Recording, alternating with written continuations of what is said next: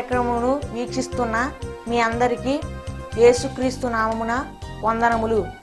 Jesus cares ministries వారి యేసే నా ఆదరణ అను కార్యక్రమునకు స్వాగతము.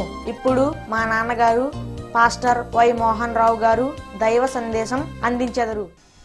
ప్రభునందు దేవుని బిడ్డలారా, దేవుని యొక్క వాక్యాన్ని వినడానికి ఎంతో సంతోషంతోటి, ఎంతో ఆనందంతో ఈ సమయాన్ని చేరుకొని టీవీ ముందు కూర్చొని దేవుని యొక్క వాక్యాన్ని శ్రద్ధగా వినుచున్నందుకు దేవుని తరఫున మీకు వందనాలు తెలియచేస్తూ ఉన్నాను.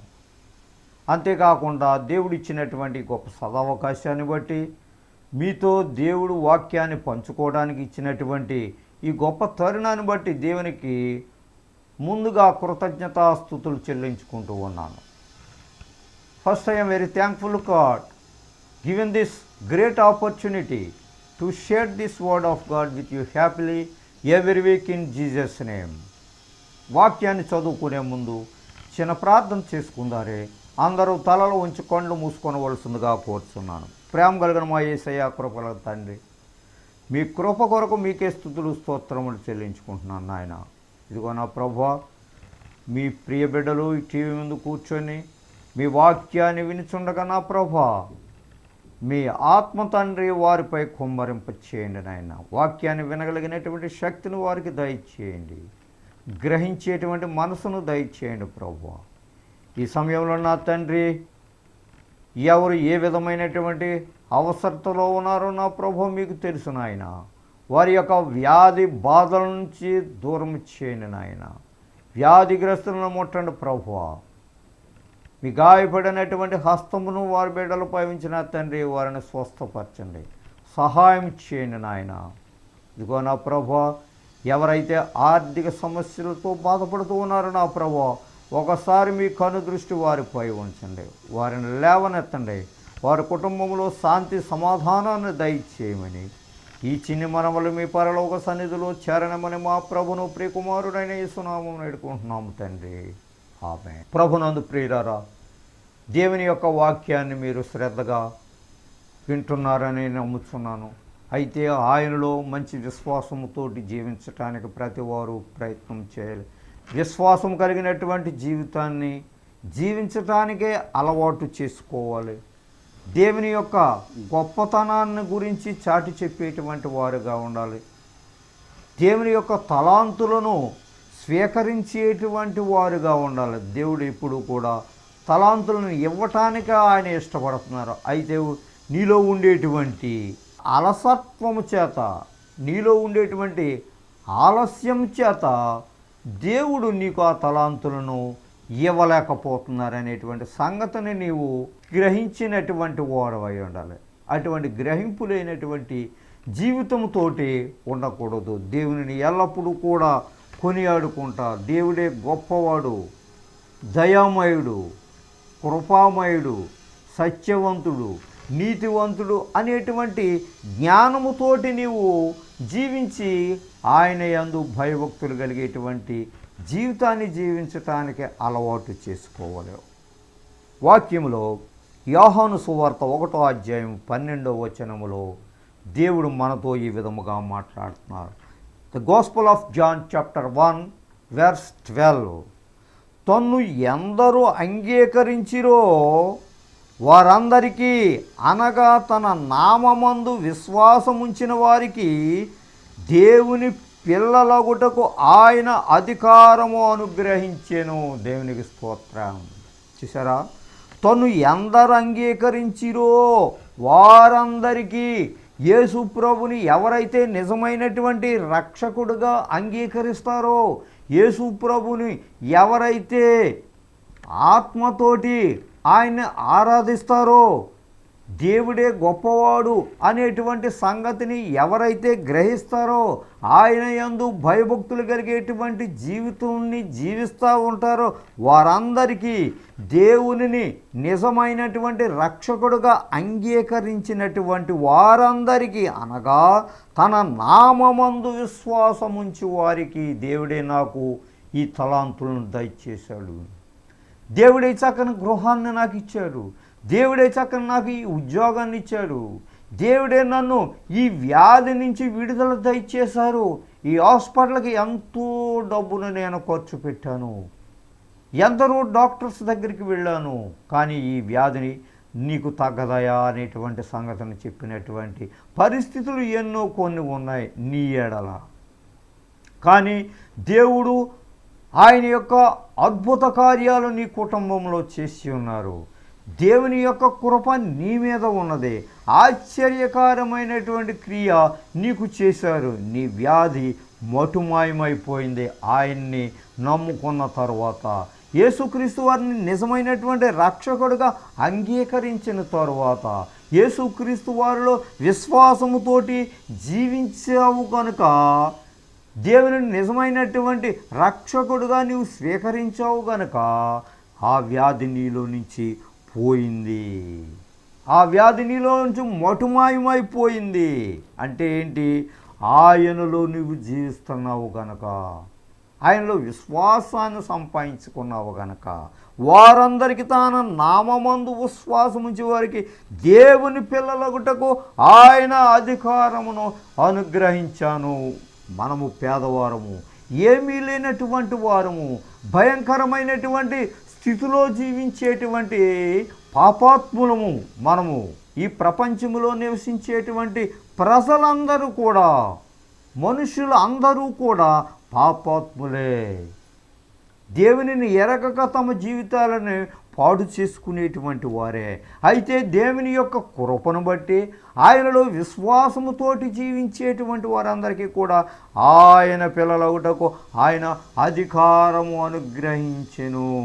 ఒక పేదవాడు ధనవంతుని ప్రక్కన కూర్చునేటువంటి పరిస్థితి ఈ లోకంలో మనం చూసినట్లయితే అది ఎంతో గొప్పగా చెప్పుకుంటాం, ఎంతో గంభీరంగా ఉంటుంది, మనకి ఎంతో ఆశ్చర్యకరంగా ఉంటుంది. ఒక మినిస్టర్ పక్కన ఒక పేదవాడు కూర్చున్నట్లయితే ఎంతో గొప్పగా మనం చూస్తాం, ఎంతో వింతగా చూస్తాం. ఆ విధముగానే దేవుని పిల్లలముగా ఆయన మనకు అధికారం ఇచ్చి ఆయన ప్రక్కన మనల్ని కూర్చుండబెట్టుకోవడానికి ఆయన అధికారాన్ని ఇచ్చారు. ఆయన ఇష్టపడతా ఉన్నారు. ఎందుకని? నీవు ఆయనలో జీవించినట్లయితే, ఆయనలో విశ్వాసములో ఉన్నట్లయితే దేవుడు నీకే అధికారాన్ని ఇచ్చాడని చెప్పేసి దేవుని యొక్క వాక్యంలో చెప్తా ఉంది. కాబట్టి దేవుని ప్రక్కన కూర్చోవడానికి, దేవునిలో నివసించటానికి, ఆయన ఇచ్చేటువంటి ఆ వాక్య ప్రకారముగా జీవించటానికి ఆయన కృపని నీవు సంపాదించుకున్నట్లయితే, ఆ తలాంతులను నీవు సంపాదించుకున్నట్లయితే నీవు దేవుని ప్రక్కన కూర్చోవడానికి అధికారం ఉంటుంది. దేవుని పిల్లలుగా స్వీకరించబడట ఆయన ఇష్టపడతా ఉన్నారు. ఇకలోకంలో ఉండేటువంటి తల్లిదండ్రులు బిడ్డల పట్ల అనేక రకాలైనటువంటి ఆశలను, అనేక రకాలైనటువంటి ప్రేమలను కలిగి ఉంటారు ఆ తల్లిదండ్రులు. ఆ కుటుంబంలో ఉండేటువంటి పిల్లలు, పుట్టినటువంటి బిడ్డలు తల్లిదండ్రులకు మంచి ఆలోచనలతోటి తల్లిదండ్రుల పట్ల మసులుకున్నట్లయితే ఆ తల్లిదండ్రులు పిల్లలను ఎంతో ప్రేమతో పిలుస్తారు, ఎంతో శ్రద్ధతో వారిని చదివిస్తారు. వారికి కావలసినటువంటి ఆస్తిపాస్తులన్నింటినీ కూడా ఈ తల్లిదండ్రులు పంచిపెడతారు. ఎందుకనంటే ఆ బిడ్డ యొక్క ప్రవర్తనను బట్టి తల్లిదండ్రులు చూపేటువంటి ప్రేమ అవధికంగా ఉంటుంది.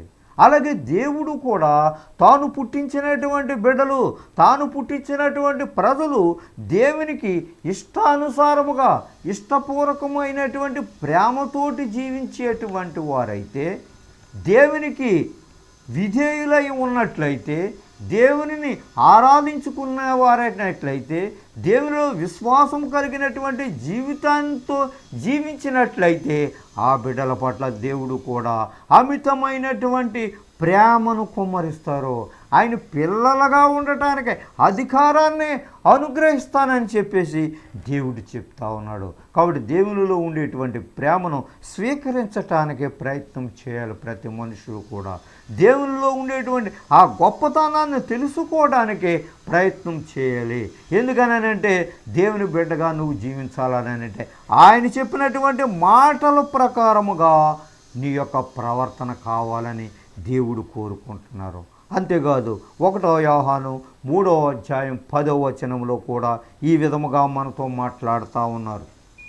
1 జాన్ చాప్టర్ 3 వెర్స్ 10. దీనిని బట్టి దేవుని పిల్లలెవరో అపవాది పిల్లలెవరో తేటబడును. దేవునికి స్తోత్రం. దేనిని బట్టి? దేవుని పిల్లలెవరో అపవాది పిల్లలెవరో తేటబడును. అంటే నీవు దేవుని బిడ్డవా, అపవాది బిడ్డవా? అంటే సాతాను బిడ్డవా, దేవుని బిడ్డవా? సాతాను బిడ్డనైతే దేవుని యొక్క మంచి కార్యాలను చూడలేడు. సాతాను బిడ్డ అయితే దేవుని యొక్క మంచి కార్యముల పట్ల మంచి ఉద్దేశము కలిగి ఉండడు. ఎందుకనంటే దేవుని మంచి కార్యాలను చూసి సాతానుడికి అసూయ కలుగుతూ ఉంది. దేవుని యొక్క కార్యాలని చెడగొట్టడానికి వాడు ప్రయత్నం చేస్తాడు. వాడు బుద్ధి ఆ రకంగా కనపడతా ఉన్నది. సాతాను యొక్క ప్రవర్తన కలిగిన వాడు దేవుని యొక్క వెలుగును చూడలేడు, ఆ మీటింగును చూడలేడు, ఆ యొక్క పెండాలను చూడలేడు, దేవుని యొక్క బిడ్డల యొక్క ముఖకాంతిని వాడు చూడలేడు. సాతానుడు చూడలేక అనేక రకాలైనటువంటి పన్నాగములతో దేవుని యొక్క కార్యాన్ని పాడు చేయటానికి చూస్తాడు. వాడే అపవాది యొక్క సంతానుడు. అపవాది అంటే ఎక్కడి నుంచి చూడాడు? మనుష్యుల హృదయాలలో దూరి మనుషుల హృదయాలలో చోటు చేసుకొని దేవుని యొక్క కార్యాలను పాడు చేయటానికి ప్రయత్నం చేస్తాడు. కానీ అపవాదికి వేరే శిక్ష ఒకప్పుడు ఖచ్చితంగా ఉంటుందనేటువంటి సంగతి వాడికి తెలియదు. అపవాది బిడ్డలని వాడు ఎంకరేజ్ చేస్తూ ఉంటాడు, మళ్ళీ ప్రార్థనకి వెళ్తూ ఉంటాడు, చర్చిలో సంఘ పెద్దగా నిలబడతాడు, సంఘ పెద్దరాలుగా నాయకురాలుగా నిలబడతావు. కానీ దేవుడు చెప్పేటువంటి మాట అది. దీనిని బట్టి దేవుని పిల్లలెవరో అపవాది పిల్లలెవరో తేటబడును. నీ యొక్క ప్రవర్తన బట్టి నీవు దేవుని బిడ్డవా లేకపోతే అపవాది బిడ్డవా, నీ యొక్క ప్రవర్తనను బట్టి ఇతరులకు తెల్లముగా కనపడతాను. దేవుని బిడ్డ ఎప్పుడు కూడా ఒకరి యొక్క చెడ్డ కార్యాలలో తలదూర్చడు. చెడ్డవారికి కూడా దేవుని యొక్క వాక్యాన్ని వినిపింపచేస్తాడు. మంచి దైవజనుడు రాజకీయాలకి చోటెవడు. దేవుని యొక్క మందిరంలోనే నీవు రాజకీయాలు చేస్తూ ఉన్నావు. దేవుని యొక్క మందిరము సరైనటువంటి పద్ధతిలో జరుగుతూ ఉంటుంటే ఆ యొక్క మందిరాన్నే నీవు నిర్మించలేక దానిని రకరకాలైనటువంటి పద్ధతిలో నువ్వు పాడు చేస్తూ ఉన్నావు. మరలా నీవు దేవుని బిడ్డవని చెప్పుకుంటున్నావు. ఎంత ఘోరమైనటువంటి పని! దేవుని యొక్క శిక్ష ఒకానొక రోజు నీ మీద ఉంటుందనేటువంటి సంగతిని మాత్రము నీవు మర్చిపోవద్దు. దేవుని బిడ్డలెవరో అపవాది బిడ్డలెవరో వారి యొక్క కార్యకలాపాలను బట్టి తేటపరచబడుతూ ఉన్నది. కానీ సాతాను బిడ్డగా ఉంటే నీకు చాలా నష్టము. దేవుని బిడ్డగా ఉంటే నీకు ఎంతో ఆశీర్వాదకరము. దేవుడు నిన్ను ఆశీర్వదిస్తాడు. నీతిని జరిగించని ప్రతివాడును తన సహోదరుని ప్రేమింపని ప్రతివాడును దేవుని సంబంధులు కారు. దేవునికి స్తోత్రం. చూసారా, నీతిని జరిగించని ప్రతివాడును దేవుని యొక్క కార్యాలను జరిగింపలేనివాడు, అసూయములు స్వభావములతో జీవించేటువంటి వాడు, దేవుని బిడ్డలను చూసి వారవలేనటువంటి వారు, దేవుణ్ణే నీవు ఎగతాళి చేసినటువంటి వాడువు, నీవు అపవాది సంతానము కలిగినటువంటి వాడు. సర్ప సంతానమని నీకు పేరు. నీలో మంచి ఏమాత్రమో ఉండదు. మంచి వాడువుగా నీవు కనపడతావు, మంచి వ్యక్తిగా ఇతరులకు కనపడతావే తప్ప నీ లోపలంతా కూడా విష సర్పము ఉన్నది.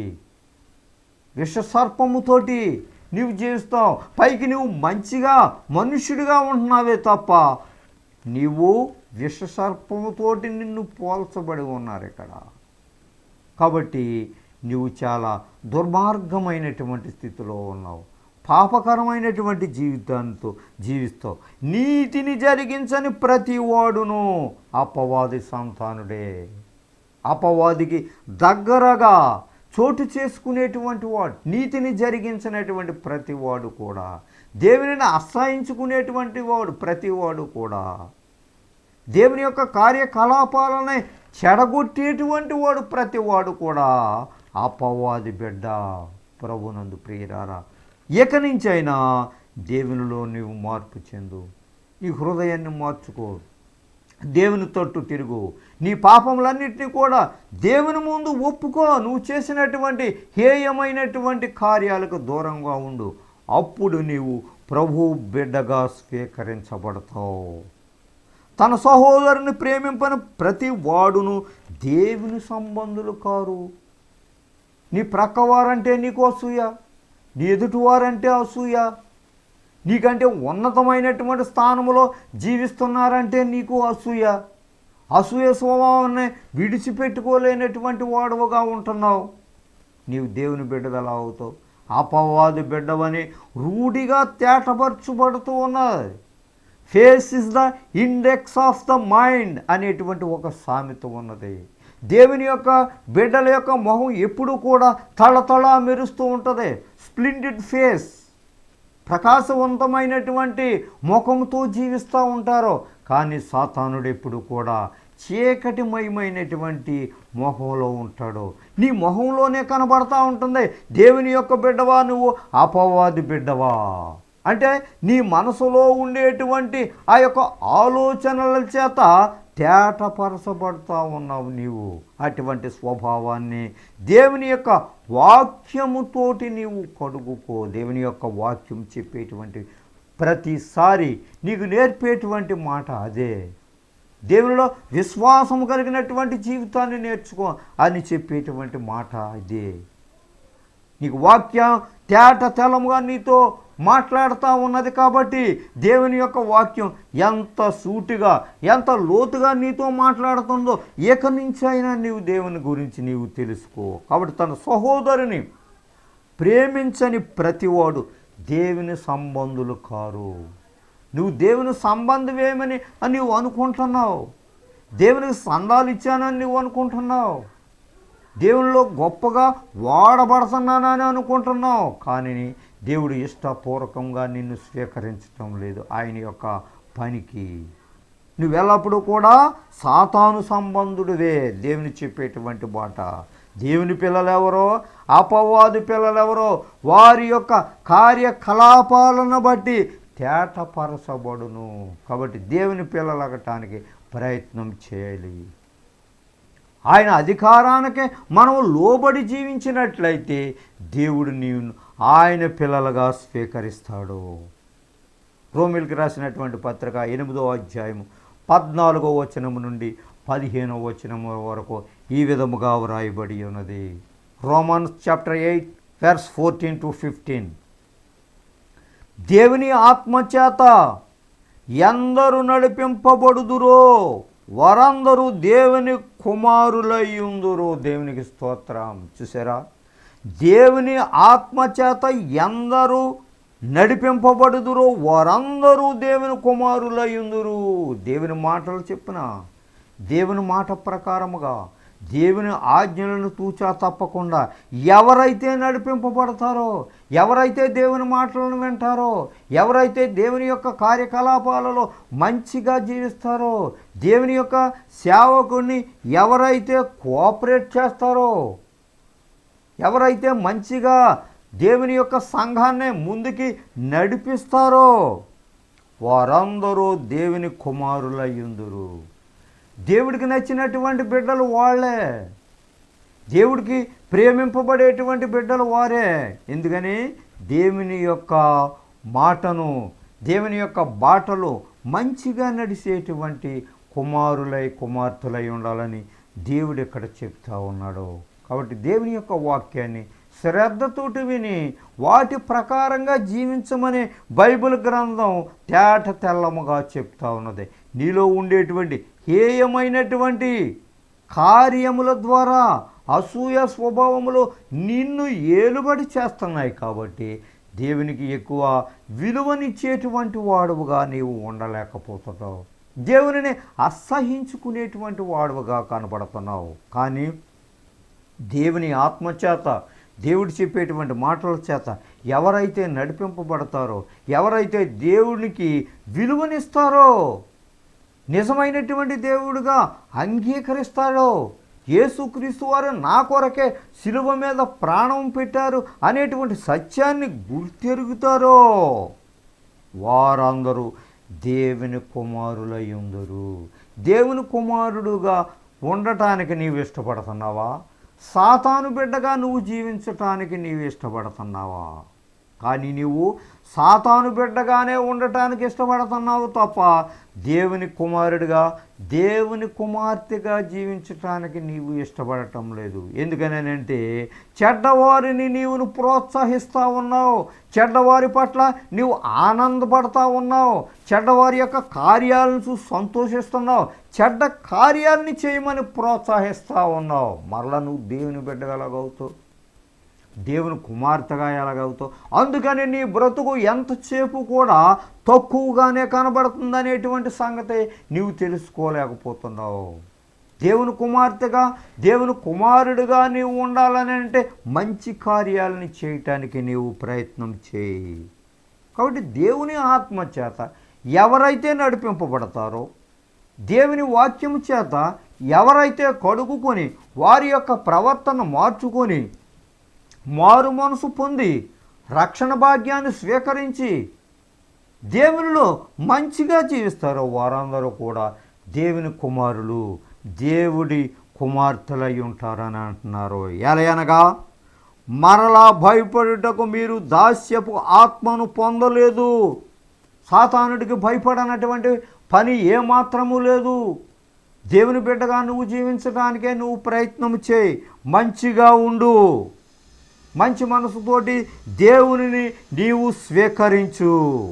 అంతే తప్ప దేవుని పిల్లలెవరు, అపవాది పిల్లలెవరు నీలో నుండి తేట తెల్లముగా నీవు కనబడతా ఉన్నావు. కాబట్టి సాతాను బిడ్డగా ఇతరులకు నీవు కనపడవద్దు, దేవునికి కనపడవద్దు. దేవుని బిడ్డవు కనుక నీవు దేవుని బిడ్డగానే జీవించడానికే నీవు ప్రయత్నము చేయి. ఆత్మ కలిగిన వారమై మనము నాయన తండ్రి అని మొరపెట్టుచున్నాము. దేవుని యొక్క ఆత్మను సంపాదించుకో, దేవుని యొక్క వరాలను సంపాదించుకో, సాతానును దూరంగా పెట్టు. దేవుని యొక్క మంచి కార్యాలను చేపట్టడానికి ఇతరుల పట్ల జాలి కలిగినటువంటి మనస్సును నీవు పంచిపెట్టు. ఇతరులలో బాధలో ఉండేటువంటి వారిని సేద తీర్చేటువంటి మనసు నీవు సంపాదించుకో. అప్పుడు నీవు దేవుని బిడ్డవవుతావు. దేవుని బిడ్డగా నువ్వు పరిగణింపబడాలనంటే దేవుని చెప్పేటువంటి వాక్య ప్రకారముగా నీవు జీవించు. ఎవరు జీవిస్తారాయనంటే దేవునిని హృదయపూర్వకముగా అంగీకరించినటువంటి వారే. తన్ను ఎందరూ అంగీకరించిరో వారందరికీ, అనగా తన నామము చందు విశ్వాసముంచి వారికి దేవుని పిల్లలగుటగా ఆయన అధికారమును అనుగ్రహించెను. నీవు దేవుని పిల్లలుగా అనుగ్రహించటానికే ఆయన అధికారం కావాలని అంటే, ఆయన ప్రక్కన కూర్చోవాలని అంటే, ఆయనతో సహవాసం చేయాలని అంటే నువ్వు మారు మనసు కలిగి ఆయనలో మంచిగా జీవించి నీవు నిజమైనటువంటి దేవునిని హృదయపూర్వకముగా అంగీకరించి ఆ వాక్యము ద్వారా, ఆయన ఇచ్చేటువంటి మాటల ద్వారా నీవు మంచిగా జీవించి తూచా తప్పకుండా దేవుని హృదయపూర్వకంగా దేవుడే నా రక్షకుడు అనేటువంటి సత్యాన్ని గుర్తెరిగి విశ్వాసముతో జీవిస్తే నీవు దేవుని పిల్లలుగా ఆయన చేర్చుకుంటాడు. ఆయన పిల్లలగుటకు దేవుడు నీకు అధికారాన్ని అనుగ్రహించాడు గనక ఆ అధికారం చెప్పిన ఎప్పుడు కూడా దేవుని ప్రక్కనే కూర్చుండటానికి నీవు సిద్ధపడు. దేవుడు తన పరిశుద్ధ వాక్యాన్ని దీవించునుగాక. ఆమేన్. రోమీయులకు రాసిన పత్రిక 12వ అధ్యాయము 3వ వచనం నుంచి 10వ వచనం వరకు ఇలా రాయబడి ఉన్నది. తన్ను తాను ఎంచుకొన తగిన దానికంటే ఎక్కువగా ఎంచుకొనక దేవుడు ఒక్కొక్కనికి విభజించి ఇచ్చిన విశ్వాస పరిమాణ ప్రకారము తాను స్వస్థ బుద్ధి గలవాడొకటకై తగిన రీతిగా తన్ను ఎంచుకొనవలనని నాకు అనుగ్రహింపబడిన కృపను బట్టి మీలోనున్న ప్రతివానితోనూ చెప్పుచున్నాను. ఒక్క శరీరములో మనకు అనేక అవయవములుండినను ఈ అవయవములన్నింటికీ ఒక్కటే పని ఎలాగూ ఉండదో అలాగే అనేకులమైన మనము క్రీస్తులో ఒక్క శరీరముగా ఉండి ఒకనికొకరము ప్రత్యేకముగా అవయవములమై ఉన్నాము. మనకు అనుగ్రహింపబడిన కృప చొప్పున వేర్వేరు కృపావరములు కలిగిన వారమై ఉన్నాము గనుక ప్రవచన వరమైతే విశ్వాస పరిమాణము చొప్పున ప్రవచింతము, పరిచర్య అయితే పరిచర్యలోను, బోధించువాడైతే బోధించుటలోను, హెచ్చరించువాడైతే హెచ్చరించుటలోను పని కలిగి ఉందుము. పంచిపెట్టువాడు శుద్ధ మనసుతోనూ, పై విచారణ చేయువాడు జాగ్రత్తతోనూ, కరుణించువాడు సంతోషముతోనూ పని జరిగింపవలెను. మీ ప్రేమ నిష్కపటమైనదై ఉండవలెను. చెడ్డదానిని అసహించుకొని మంచిదానిని హత్తుకొని ఉండుడి. చిన్న ప్రార్థన చేసుకుందాం ప్రియులారా. అందరూ తలలు వంచి కండ్లు మూసుకోవలసిందిగా కూర్చున్నాం. ప్రేమ కలిగిన మా యేసయ్య కృపలకు తండ్రి, మీ కృప కొరకు వందనాలు నాయన. మమ్మల్ని ఎంతవరకు క్షేమకరముగా ఉంచావు నాయన, మీకు వందనాలు చెల్లించుకుంటున్నాం. మీ వాక్యాన్ని వినడానికి నా ప్రభు చక్కని సమయాన్ని దయచేసావు ప్రభు. ఈ సమయంలో నా ప్రభు మీ వాక్యాన్ని వినుచున్న మీ ప్రజలపై మీ మెండైన దీవెనలు ఉంచండి. వ్యాధిగ్రస్తులను ముట్టండి నాయన, స్వస్థపరచండి ప్రభు. కుటుంబంలో శాంతి సమాధానములు లేనటువంటి వారికి మీ శాంతిని, మీ సమాధానాన్ని దయచేయండి నాయన. ప్రతి ఒక్కరూ కూడా మంచి మనసుతో మిమ్మల్ని ఆరాధించుకునేటువంటి బిడ్డలుగా తయారు చేయమని ఈ చిన్ని మనవలు పరలోక సన్నిధిలో చేరని మనం మా ప్రభును ప్రియకుమారుడైన యేసునామమున వేడుకుంటున్నాము తండ్రి. ఆమేన్. మన తండ్రి అయిన దేవుని ప్రేమ, కుమారుడైన యేసుక్రీస్తు వారి యొక్క పరిశుద్ధాత్మ యొక్క అన్యోన్య సహవాసము మనకును ఆయన నమ్మిన బిడ్డలకును, ముఖ్యముగా ఈ టీవీ ముందు కూర్చొని మీ వాక్యాన్ని వినుచున్న మీ ప్రజలపై మీ మెండైన దీవెనతోటి నింపము. Amen. Amen. God bless you all. మీ అందరికీ నా వందనాలు. దైవ సందేశం విని దీవెనలను పొందారని నమ్ముచున్నాము. సలహాలకు, సందేహాలకు, ప్రార్థనల కొరకు మమ్ములను తప్పక సంప్రదించండి. మా చిరునామా pastor Y Mohan Rao garu, Jesus cares ministries, Dommeru post 534351, Kovvuru మండలం, west Godavari district, Andhra Pradesh, S India. మా phone number 9652128511. Our email address mohany7@yahoo.com. మా చిరునామా pastor Y Mohan Rao garu, Jesus cares ministries, Dommeru post 534351, Kovvuru మండలం, పశ్చిమ గోదావరి జిల్లా, ఆంధ్రప్రదేశ్, ఎస్ ఇండియా. మా ఫోన్ నంబర్ 9652128511. మా ఈమెయిల్ అడ్రస్ mohany7@yahoo.com.